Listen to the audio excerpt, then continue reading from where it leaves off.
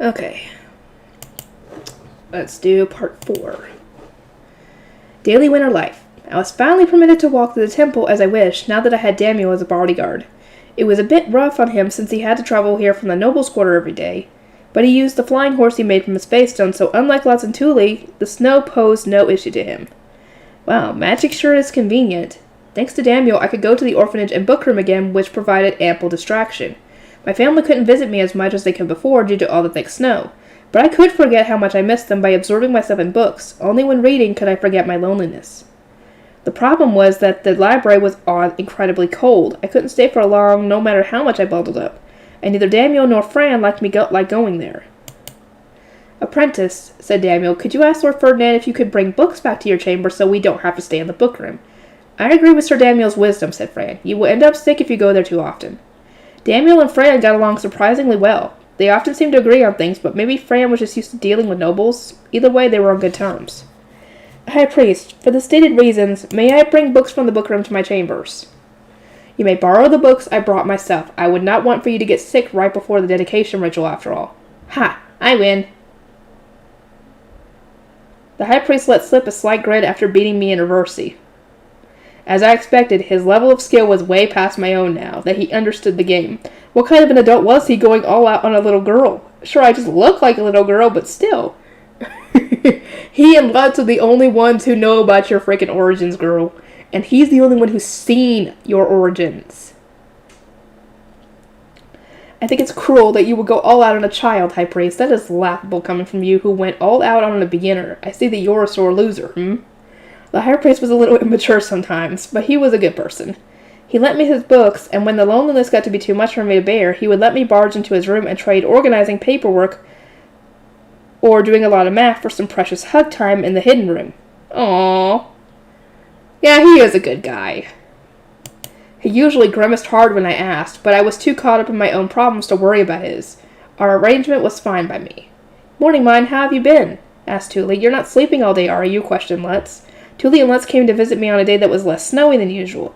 Thule was in the middle of working hard to learn her letters. She brought her children's Bible, these were being used as textbooks in the temple school, as well as her stone slate and pen, so that she could study with the other kids in the orphanage. Lutz was literate and knew math, so he checked up on the winter handiwork, taught the kids along with the Grey Priest, and instructed Gil on how to write reports on the workshop's production. Who were those two, Apprentice? Sir Daniel, that's my older sister Thule, and my friend Lutz. They come here a lot when it's not winter, so make sure you remember them. I introduced Daniel to Thule and Lutz. They looked up at him, mouths agape. Thule, Lutz, this is Sir Daniel. He's serving as my bodyguard for now. I call him Sir because he's from the Knight's Order. The Knight's Order? Whoa, that's awesome. A noble is guarding you, mine? They both looked at Daniel, sparkling with excitement and envy, which threw him off a little. Apprentice, what should I do at times like this? Just smile, I think. Daniel forced a stiff smile on his face, dealing with Thule and Lutz as best he could. I later learned that Daniel, having rarely left the noble's quarter in which he was raised, had barely interacted with commoners before. And while he had an older brother, he had no younger siblings and so wasn't sure how to deal with little kids. On top of all that, his family was so low in status within noble society that nobody had ever looked at him with envy before. Okay, mine, I have to go to the orphanage with Lutz, said Thule, patting my arms which were wrapped around her. I just shook my head, squeezing harder. I'll go with you today. The High Priest said I can walk around the temple now that Sir Daniel's with me, and I've been wondering how the temple school is holding up. I had been stuck in my chambers even when Lutz and Thule came to see me, but now I could go to the orphanage with them, and so I did, heading to the orphanage dining hall with Rosina and Daniel and Tug. An apprentice shrine maiden is serving as the director of the orphanage? There really is a shortage of manpower here. Yes, there simply aren't enough blue priests. The High Priest has enough on his hands, and I took on this role in hopes of helping him. Though I'm really just a director in name only. There was no need for me to explain that I had stuck my nose in temple affairs uninvited and ended up in the role after getting in way over my head. What mattered was that when something important happened in the orphanage, it was the High Priest who signed off on it. At best, I was just a bureaucratic middlewoman who managed the orphanage's daily affairs. You must be pretty talented if you're helping Lord Ferdinand with his work, sighed Daniel. He told me that when the High Priest had been in the Knight's Order, he was hard on those who lacked talent, giving extra work to those lagging behind the others and ultimately cutting off anyone who couldn't keep up. Some people even came to think of him as a monster. Considering how those in the temple assigned to be his attendants either became first class at their job or were let go, it seemed his intense method of training was still going on today. But I've heard from Fran that the High Priest only sets work that he thinks the person will be capable of, albeit with a little perseverance. Being able to keep up with that work is proof you've got talent. He's never even given me work to do before. I don't think he even knew I existed since I was just some lay noble apprentice back in the day. Daniel murmured about how he wished the High Priest would give him work as well, so I decided to ask the High Priest to do so the next time I saw him. I was sure he would delight in giving someone work to do. Welcome, Tuli, Lutz. Oh, and Rosina, I see Sister Mina's with you. Wilma greeted us with a smile, then froze in place as soon as she saw Daniel. She looked at me with tearful eyes trembling a little. Sister mine, who might this finely dressed gentleman be? He's the knight serving as my bodyguard. He's very kind and serious about his work and won't mistreat the women or kids here. Right, Sir Daniel? Of course. I swear as a knight that I mean no harm or ill will to anyone here. Wilma had only had experience with cruel blue priests and disgusting nobles who came to the orphanage seeking flowers, so she remained on guard against Daniel while inviting us inside. It's pretty warm here, remarked Daniel, his eyes wide in surprise. Thanks to our efforts during the winter preparation, the furnace in the dining hall was burning brightly, warming the whole room, and everyone in the orphanage was spending their days in the dining hall, with the boys' building staying empty to save as much firewood as possible. That meant more people in one place, which naturally heated up the room even further. We thoroughly prepared the orphanage for winter, I explained. This is the best place for all of them to be. A session of the temple school was being held off in one corner, while the apprentices who had already learned their letters were working hard at winter handiwork in another corner. Oh, they've already started. Bye, mine, I need to get going, explained Tuli. Same here, Lutz said with a nod. Tuli headed towards this temple school session, while Lutz went over to the handiwork corner. I myself headed for a seat where I could see the classroom, read, table, from a far enough distance that I wouldn't be in their way. Apprentice, what are they doing? Daniel pointed to the corner, holding the classroom with a curious look on his face. That's where we're teaching the kids to read and write. You're teaching orphans to read and write? But why? In this world, only people of relatively high status and those who worked with them learned to read and write. From their perspective, it didn't make sense to teach these skills to orphans. However, considering that the orphans had a high chance of becoming attendants to blue priests, they were more likely to know how to read and write than most lower city craftsmen. And in terms of raising the literacy rate, it would be more efficient to start by teaching people who would benefit the most from reading and writing before moving on to the sons of craftsmen and so on. Temple orphans will one day be attendants, here or otherwise servants in the noble's quarter. So the sooner they learn to read and do math, the better. It'll help them do their job one day. Makes sense. That means they won't have to be trained as much when the time comes. Yep. Exactly. As I watched the Grey Priests working as teachers help the kids read the children's Bibles, illustrating each letter on their stone slate as they appeared, I discussed the next picture book of Wilma. I showed her a script I had written by poring over the thick Bible and extracting the information I needed about the subordinate gods and organizing them into separate books for each season. She fixed ones that cover the subordinate gods. Their names are important for blessings. These sure are convenient. I had a rough time memorizing the names myself. Daniel sighed about how many names one needed to know to properly use magic. If he had that much trouble, then it was a safe bet that a simple picture dictionary of the gods would go over well with nobles. I smiled to myself, mentally calculating the profit waiting for me now that I had a noble's endorsement. Want to play cards with us, Wilma? Asked an orphan. Certainly, Sister mine, would you like to join? It seemed that it was standard procedure to play cards after studying their textbooks, as the cards were already laid out on the floor. Tuli was staring at some of them with her face scrunched up. Tuli, might something be bothering you by chance? While outside of my chambers, I maintained my rich girl manner of speaking, even when talking to Tuli and Lutz.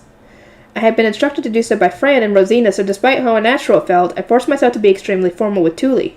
She frowned a bit, then whispered in a quiet, embarrassed voice. The thing is, I'm the worst at cards out of everyone. Well, I mean, they've had to learn a bit through doing the printing process and all that, so don't feel bad. The kids in the orphanage had been playing cards together ever since I gave a set to Gil, so even if they didn't know the letters, they had the art memorized. Tuli, on the other hand, didn't know her letters very well yet, so it was hard for her to get used to all the religious symbolism. She was on an entirely different playing field from the orphanage kids. They played every day, whereas she could only come and play when the snow wasn't so bad. Practice is important, and all you can do is try until you master it. Might I suggest focusing on just the gods within the textbook? Wilma had joined the art for both the karata and the textbook, and both were focused on the exact same subjects. If she couldn't win at karata until she had memorized them all, She might as well start by focusing on the ones she had mostly memorized already to give her a head start. I'll do my best. I tried my hand at karate too, but the kids were as good as you'd expect. It was hardly even a competition. Also, some of the apprentices were close to coming of age, and if you asked me, it wasn't fair that their arms were in such were so much longer than mine. Noon passed, and it was the time for Thule's sewing class. It consisted mainly of girls, and she taught them how to make simple repairs. She had taught the class enough times that she had already learned how to be a good teacher. The orphans could repair their frayed sleeves, and although they were still wearing second-hand clothing, it all looked a lot better than it did before. Oh, Gil, where are you off to in such thick clothes? I could see a crowd of boys centered around Gil, all of them wearing thick clothing. There may not have been a blizzard outside, but it was still snowing a little. Les told us to get the workshop ready for Peru gathering. It was customary to go Peru gathering on clear winter days. Preparing to leave so early in the morning was a challenge, so it seemed they were being proactive in getting things ready ahead of time. In that case, prepare well so you may gather many Perus. Yeah! Naturally, it was the first time any of the children were going Peru gathering. That said, with so many kids on the loose, they were sure to get a lot of them. I was looking forward to seeing just how many they would get. After I watched the boys run off to the workshop to prepare, I heard Thule let out a big sigh. We won't get many Perus this year since Mom can't go.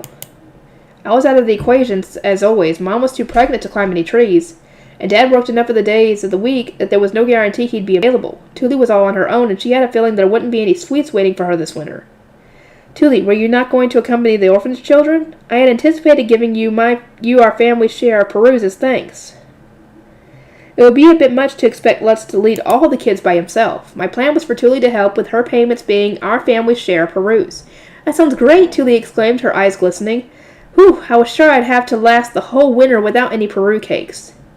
It had become tradition in our home to get juice from Perus, remove the oil, and bake Peru cakes from the leftovers. I intended to do the same in the orphanage this year, which was why I had brought large metal pans. What are Perus, apprentice? Daniel looked curious, having no idea what we were talking about. It seemed that nobles didn't go Peru hunting, which is a good thing because you guys would never get any. A thought of a noble trying to climb a tree made me smile. Their droopy sleeves would totally get in the way. They are fruit that can only be picked from trees in the morning of clear winter days. Their sweetness is renowned in the lower city. Sister mine, are Perus really that sweet? The kids who had been surrounding Wilma heard the magic word sweet and gathered around me, eyes shining with anticipation. There were so many mouths to feed in the orphanage that they rarely got to eat anything sweet. So the thought of sweet Perus was practically making them drool. Oh yes, they are quite sweet indeed. I am ever so fond of them. Wow, I can't wait. Take us too, Thule. The kids pressed forward, wanting to go with Thule and Lutz. She smiled at all of them. We can all go together, but we have to go to the forest super early, so you'll need to wake up really early too. Can you do that? We can do it. And so, after several days of heated anticipation, the weather finally cleared up. Dazzling sunlight rained down from the start of morning, reflecting off the snow and filling the world with a gleaming brightness that I could see even through the curtains of my bed. I jumped out of bed before Delia could come get me, ran to the staircase, and leaned over the railing to shout down the first floor, Gil, it's Peru gathering day. Go tell the kids in the orphanage. Hurry, get ready. Gil, who had already woken up and gotten dressed, shouted back, Got it, and dashed out of his room. Delia dashed out of her room, too, grabbing my arm with a furious look on her face. Sister mine, please stay in bed until I come wake you up. And you shouldn't lean over the railing in your bedclothes like that. Jeez, how many times do I have to tell you all this? Delia, today is Peru gathering day. Lutz and Thule will be here really soon. I have to go get changed right away. People in the lower city would be rushing to get ready before the gates opened at second bell. Lutz and Thule will be here soon, no doubt about it. But telling Delia that just made her eyes narrow and her voice sharpen. That is not part of your schedule. Clear days in the blizzard are dependent on the whims of I can't even do it. Nobody can schedule for them. I hurriedly had Delia change my clothes so I could wait for Thule and Lutz. Breakfast could wait until I had seen them off. Fran, seeing how jittery I was, started preparing for visitors. My prediction was right on the money, and Thule came running over when I would normally be eating breakfast. I could see Dad behind her. Morning, mine, Dad's coming with us. He has today off. Dad, it's so good to see you. The moment I saw Dad walk into the hall, I ran over and jumped into his arms. He caught me and lifted me up until we were face to face. I rubbed his beard with my hands. Looks like you're doing good, mine. Caught any fevers lately? None at all. Fran takes me to bed right away when I start feeling sick, and whenever I actually do get stuck in bed, they make me drink a super gross potion. I don't even have the time to get fevers. That's what I like to hear. Dad grinned at me, and while I told him how things had been lately, Thule took out a jar from her pocket. Mine, you mentioned that you ran out of this, right? Dad set me down so I could look at the jar. It was the one I had put natural yeast inside. Thule had looked at it after it while I was away from home. I hugged the slightly warm jar close to me. Thanks, Thule.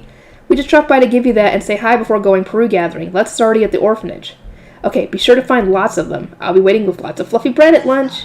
I'm off and put a hand on my smiling cheek. Even just a little bit of time with my family warmed my heart. And now it was time to prepare for juicing Perus and making Peru cakes.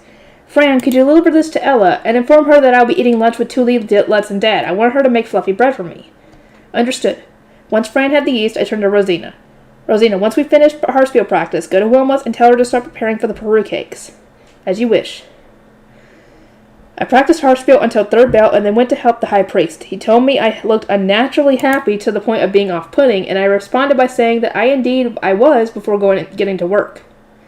Just thinking about spending lunch with Tuli, Lutz, and Dad once they got back was enough to make me radiate joy. Fourth bell rang in no time, signifying noon. Daniel saw me to my chambers, then went right back to the high priest's room. I'll be eating lunch now. Be sure not to leave your room while I'm gone. Understood, Sir Daniel. Daniel ate lunch in the high priest's room, since my chamber's kitchen didn't have enough food to cater for the grown man who had been so suddenly thrown into the mix. Ella sent more that lunch was ready, and I waited for everyone while wiggling excitedly in my seat. We're back, mine, and we got lots of them. Yes! The three of them came back with big, satisfied grins. Human wave tactics were as effective for gathering Perus as I had expected, and they really had found a ton of them. We chewed on the fluffy bread made from the yeast Tuli had brought me while talking about what our afternoon plans were. Mine, we'll be juicing them later, but where should we do that? The workshop or the dining hall? Let's ask. We can juice them in the dining hall just fine. But I think it'd be faster to get the oil out using the presses in the workshop.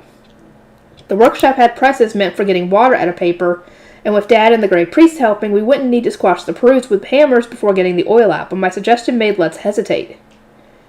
Perus are pretty hard when they're cold, so I get the feeling that using hammers in the warm dining hall will work out better. Yeah, with that many people, we might as well do it all in the dining hall if we got the hammers for it. At Les's dad's suggestion, we decided to do it all in the dining hall. Tuli, more concerned about what came after juicing the Perus, looked at me eagerly. Where are we going to bake the Peru cakes? In the basement of the girls' building or the workshop? I was planning on using the basement. If Ella learned about them and spread the recipe through the city, everyone feeding their animals with Peru leftovers would be in trouble, right? Yeah, definitely. Let's scrunched up his face, thinking of his chickens.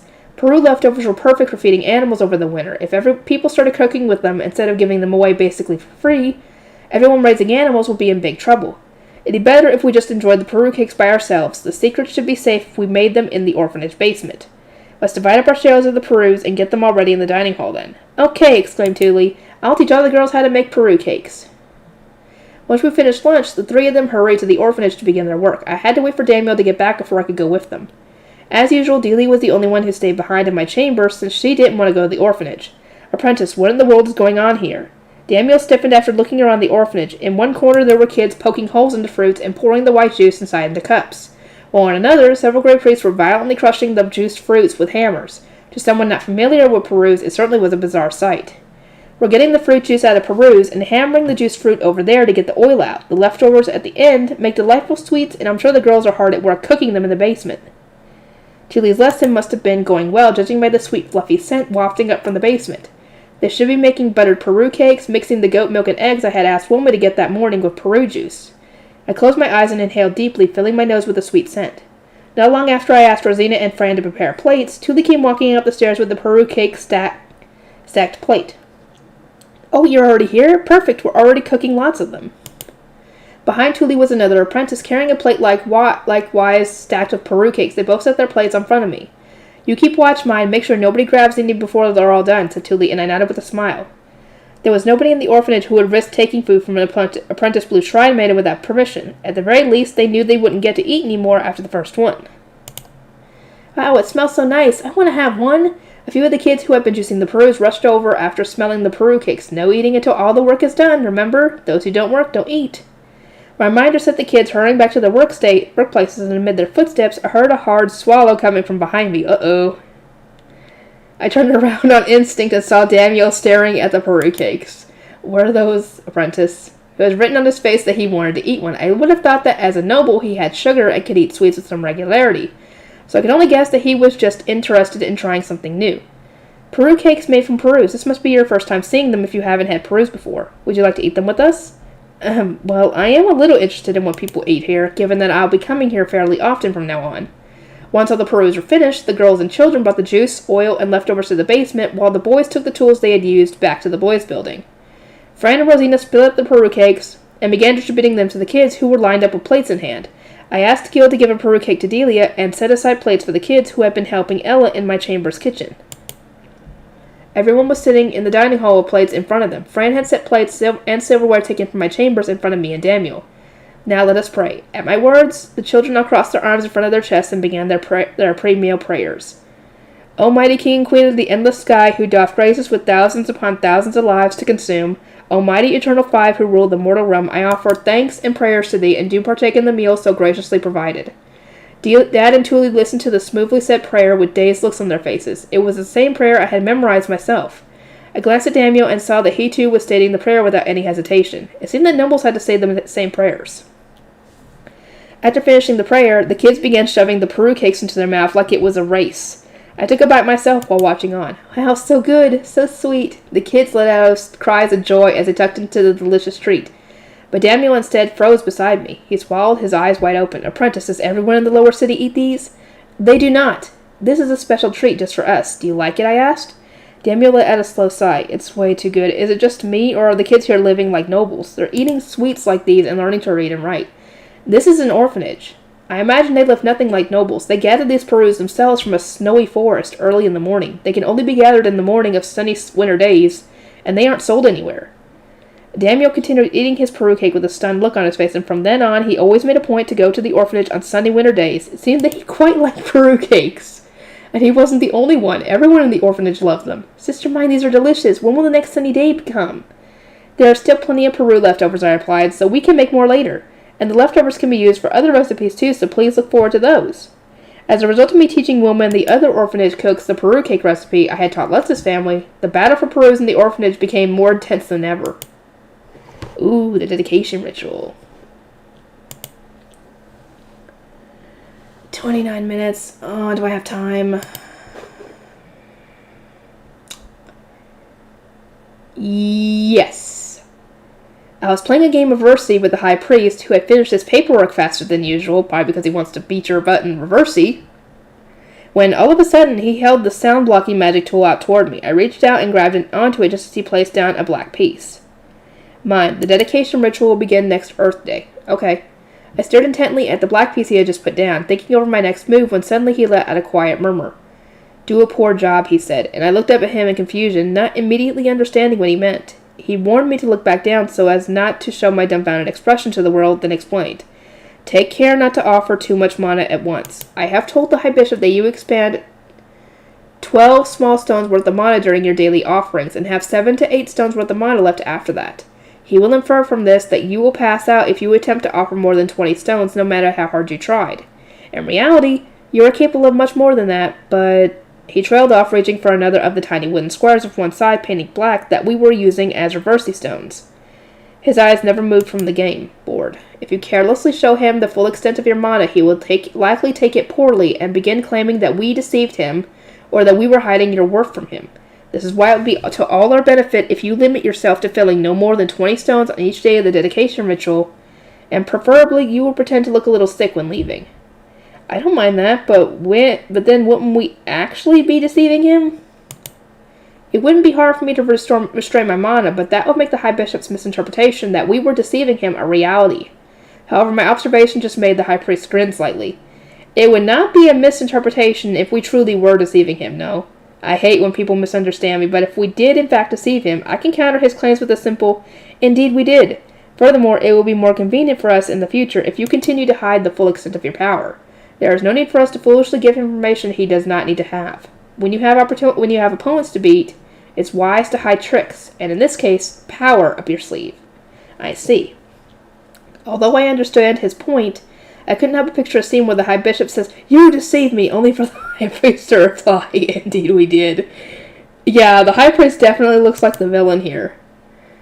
The dedication ritual began that Earth Day. Delia got me in the bath early in the morning and cleansed my body. Then she put my new ceremonial robes on me. The blue robes had waves and flowers sewn into them, which were threaded the same blue color, fringed with gold, and held together with a silver sash around the waist. The other smaller decorations were done using red, the divine color of winter. It was the color of the hope-giving hearth that weakened the cold. Delia, I would like to use my new hair stick today. I stopped Delia from getting a hair stick from the closet, instead taking a small bundle of cloth Tuli had delivered just a few days ago out from my desk drawer and handing it to her. Geez, you can't just put hair sticks in your drawer like that. What would you do if the flowers got all crumpled up? Delia shook her head as she delicately unwrapped the hair stick. It used red and green thread to tie to fit the weather and spring rituals. But the design itself was largely similar to the one I had worn at my baptism ceremony. There were 3 large red roses and a string of several tiny green leaves hanging from it, similar to how I had used the small white flowers. My family had made this new ceremonial hair stick for me after seeing how sad I was at my other hair stick getting destroyed during the mission I went on with the Knight's Order. Oh, it got destroyed! I didn't notice that. It would be perfect for staving off a lonely winter in the temple. This hair stick certainly does look good on you, but I believe the other one better complemented your hair color, sister mine. Rosina, watching from a short distance away, spoke with a trace of regret after I finished bundling my hair up with the new hair stick. Sadly, there's nothing I can do about that. I asked them to use royal colors that would go with the upcoming winter and spring ceremonies, and I can't help that these colors don't go well with my hair. After finishing my hair, I waited for Daniel to arrive. Then together we headed to the high priest's room. My chambers were the only ones this far away from the noble section of the temple, which made it especially arduous for the high priest's attendants to summon me. To save time, he asked me to just wait in his room before the ceremony. My robes, made of the highest quality cloth out there, were both warm and light, making a pleasant swishing sound as I walked down the halls. These robes sure look like they were worth the insane price, said Daniel, a hint of awe in his voice as he looked over my ceremonial robes, no doubt remembering how much he had spent to cover just 1/4 of their price. Unlike the first set, for which I had already had the required cloth on hand, the second one had been made from scratch, and with an excessive expedited fee at that. I had furtively asked Daniel how much he had paid, and it turned out that overall, these robes cost more than 3 times as much as the ones I had bought originally. Dang. Daniel was a lay noble of a family that could hardly be described as wealthy, even by commoner standards, and had apparently fallen ill when he first heard how much he would need to pay. He had to ask his family for help, and ultimately it was the family of his older brother's mistress who ended up lending him money to cover most of the cost. Is that who I'm thinking of? Because I know who his older brother is, and I have an idea who his mistress is. If you remember, guys, if you were paying attention in the anime, especially at the end. Yeah. Turns out they owe the guildmaster more than they thought. You paid for the first set of robes yourself, didn't you, apprentice? I'm impressed you had that much money lying around. They made the robes out of cloth I had been gifted, so it wasn't as expensive as it could have been. It does make sense, but still. Our discussion ended as we arrived at the high priest's room. The man himself was absent due to the ritual, but he had left behind some attendants to take care of me. Good morning, sister mine. As soon as the other blue priests have finished performing the ritual, Arno will be sent for you. Please wait here until then. I was forbidden from eating or drinking until the ritual was done, so all I could do was wait. I sat in the seat offered to me as Fran and Daniel stood themselves behind me. It felt awkward to have a noble like Daniel stand while I was seated, so I turned around and looked up at him. You don't want to sit, Sir Daniel? Apprentice, a seated bodyguard would be unable to act quickly when it mattered most. An emergency could happen at any moment. His tone made it clear he wasn't going to budge an inch, which meant I had no choice but to remain seated no matter how uncomfortable it felt. I waited quietly in the high priest's room, and eventually Arno did indeed come for me. Sister mine, please follow me immediately, he called. I stood up to follow him out, Fran and Daniel close behind. We exited the high priest's room, passing by several doors, and finally the high bishop's room before turning a corner. Arno walked briskly, unlike my attendants who always slowed down to match my pace. Fran, seeing how much I was struggling to keep up, spoke to Arno. Arno, my apologies, but can I request that you slow down? Oh, I see, I was walking a little too fast for sister mine, he said, slowing down. Forgive me. As we continued, the door at the end of the hallway we were going down was slowly opened by a great priest. Judging by the fact he was looking inside the room as he did so, he likely wasn't opening it to match my arrival. He was opening it to let those inside come out. The first person to step out was the size of a man wearing white robes secured with a golden sash. Oh, the high bishop. Oh, dear. I had seen these robes at my baptism, and he was the only one in the temple who wore them, so I recognized him in an instant. The high bishop. I remembered his title without really thinking about it. He had mostly faded from my memory, as I hadn't seen him at all since joining the temple, but it seemed that he still viewed me as an enemy. His expression darkened with hate the second he saw me, and he walked toward us with a clear grimace on his face. Our timing couldn't have been worse. His room was behind us, and he would be going there now. If we had been just a little later, he would have already been back in his room, and both of us could have avoided this unpleasant encounter. I moved aside and knelt down, my arms crossed over my chest. Arnold, Fran, and Daniel did the same. I could hear the High Bishop's footsteps and the rustling of his robes growing nearer and nearer. The fact that I knew he hated me just made me more nervous about what he might do, and my heart pounded as I silently waited for him to pass by. As I focused my eyes on the ground in front of me, I saw his white robe swish past. He let out an arrogant snort, but that was all. He kept moving without stopping to do anything else. I continued to kneel, keeping my face down until I eventually heard his door shut, at which point I sighed in relief and stood up. Arnold resumed his guidance, gesturing me toward the still open door to the ritual room. Sir Daniel, please wait here. Only priests and shrine maidens are allowed into the ritual chamber, said Arnold. I turned around on instinct, but Arnold simply urged me onward, saying that the high priest was waiting inside. And indeed, he was correct. The moment I stepped inside, I saw the high priest standing alone in front of an altar. Nobody else was there. The ritual chamber was like a small chapel. It had a somewhat higher ceiling than the high priest's room, and was pretty lengthy overall. The walls were pure white, aside from the gold-plated decorations that were displayed at regular intervals, and were lined by white pillars that had elaborate gold reliefs carved into their tops, just like the ones in the temple's chapel. Tall windows were lined up between each pillar, and fires blazed inside of metal standing torches. The wall at the far end of the room was covered from top to bottom with a mosaic of vivid colors and striking designs. In front of said mosaic was the multi-leveled altar, which had one burning torch on either side. A red carpet-like cloth was rolled down the middle of the room, stretching all the way up to and over the altar. On that cloth-draped altar were the divine instruments, though there were no statues of the gods in sight. The highest level of the altar was for the king and queen gods, with the goddess of light's crown resting next to the god of darkness's cape. The level beneath had a large golden chalice placed in the center, with several smaller chalices on either side.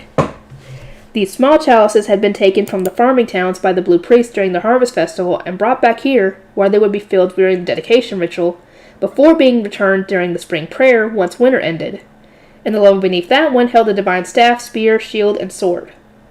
The bottom level had various offerings for the gods. There were plants that represented the rebirth of spring, fruits to celebrate a bountiful harvest, incense that encouraged peace, and cloth that symbolized their continued faith.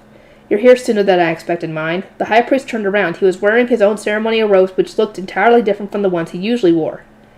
They were blue as well, but plenty of small leaves had been embroidered into the cloth. The decoration had been done in red, the divine color of winter, and he wore the golden sash of an adult.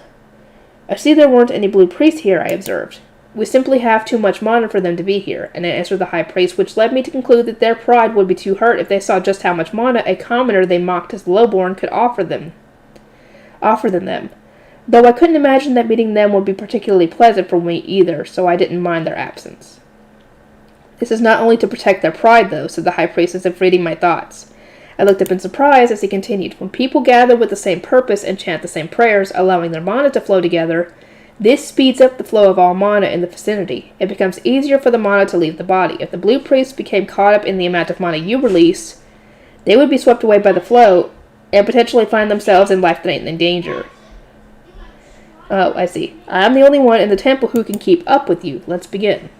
The high priest knelt before the altar, placing both hands on the red cloth stretched along the floor. I knelt one step behind him and lowered my head, my hands on the cloth as well. The dedication ritual was the most important ritual that the temple performed. It was where we priests and shrine maidens filled the divine instruments related to farming with mana to be used for the next year's harvest.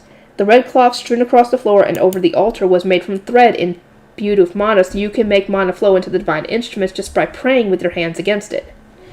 I am one who offers prayer and gratitude to the gods who have created the world. The high priest's low, deliberate voice echoed through the ritual chamber, and I repeated the prayer after him.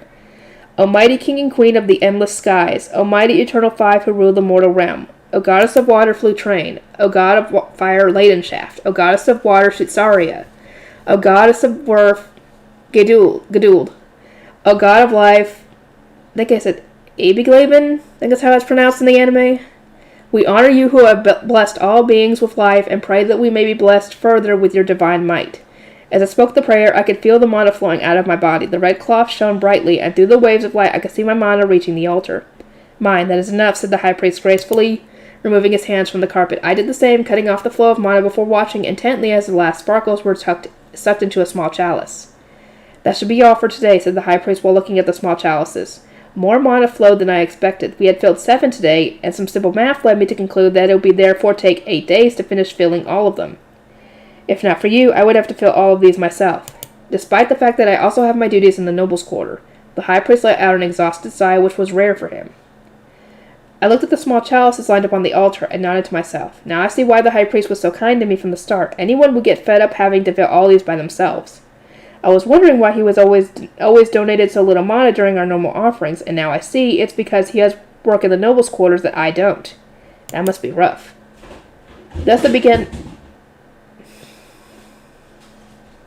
performing the dedication ritual once a day. I offered up my mana with the High Priest each time, never once seeing the other blue priests. This continued for about a week, and just before we finished off the last few chalices, the High Priest brought in about 10 new ones. Mine, the ritual has been extended. Can I ask for your continued help? What happened, I asked, and was told that the neighboring duchy, which was experiencing an even worse mana shortage than we were, had asked for our help filling chalices if we had the mana to spare. This is a good opportunity to earn political favors and gain power over them. It would be wise to accept despite the extra burden. Aren't we already on good terms with them, though? Yes, we are, which is exactly why it's important to maintain our power by regularly assisting them. A good relationship means nothing if we are not the ones holding the power. The world of politics sure is scary. Still, considering what one would need to do to protect their own duchy while maintaining good relationships with other duchies, my own concept of friendship simply didn't apply. 2 duchies being on good terms meant something entirely different from 2 people being on good terms. I can understand that, but it was still hard for me to get used to. Regardless of politics here, I didn't mind offering my help when the Archduke asked me to. I had an excess of mana I wasn't using anyway, and I had no faith stones or magic tools of my own to use. I am one who offers prayer and gratitude to the gods who have created the world. The High Priest and I poured mana into the small chalices we were given. That was until midway through, we were interrupted by the slow creak of the chamber door opening. Praying quite passionately, I see. The High Priest quickly stood up and turned around in front of me, as I did as well. Then I saw the Bishop entering the ritual chamber despite never having done so before. He took his time walking up to the altar, a bag of something in his arms. Has something happened, High Bishop? Asked the High Priest. He received no reply as the High Bishop silently began taking small chalices out from his bag, placing them one by one on the altar. Once he had lined up about 10 of them, he turned around wearing a kindly smile just like the one he had worn before learning I was a commoner.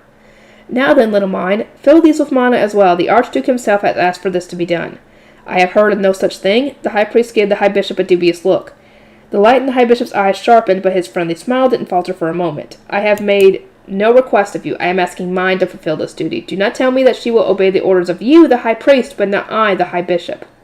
I could refuse or accept his request, but I was making so many enemies just by existing that it wasn't hard to see that disobeying a direct order from the High Bishop would be unwise. He'd probably make my life miserable.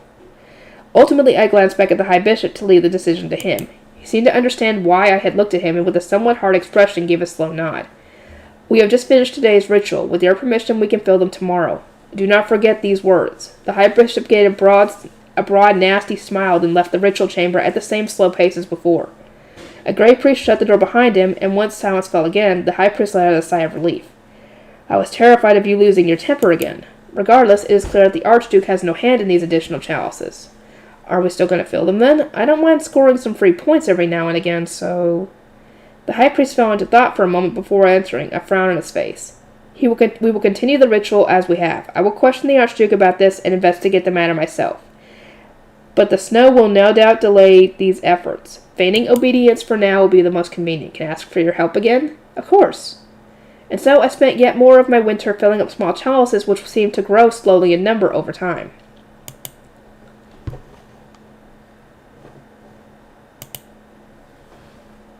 Okay, I think I'm going to end it here. I'll see you guys next time.